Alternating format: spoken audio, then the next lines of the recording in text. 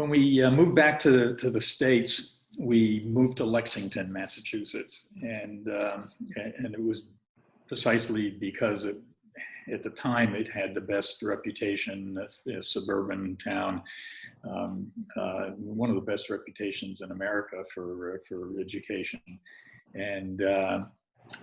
but I think what influenced me most as a kid growing up, especially in the early days of my tenure back in the States, was the difference that I felt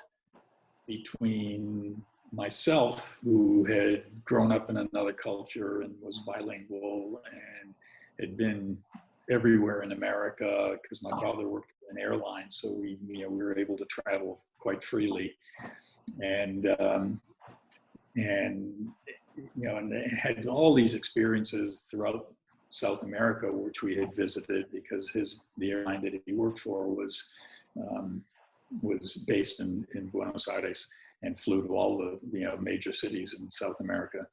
and so here I came to this little small suburban town of wealthy people for the most part, but who had never been anywhere and done anything and really couldn't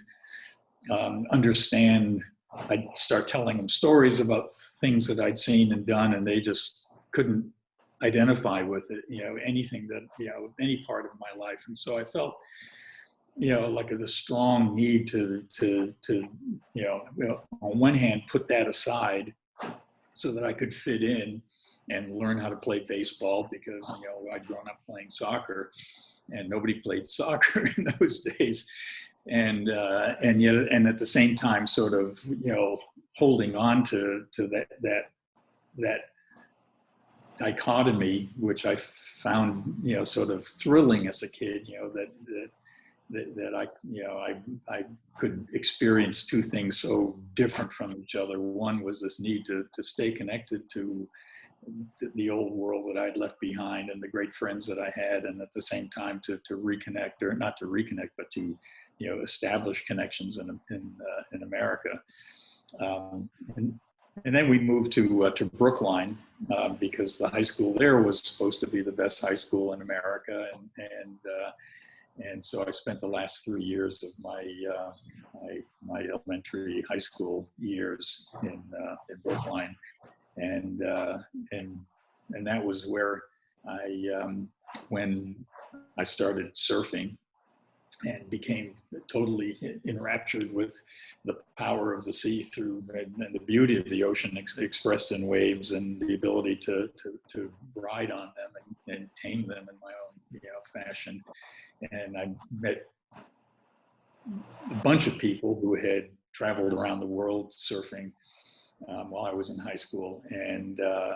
sort of created a community amongst these people. So I got really the best of both worlds. I got to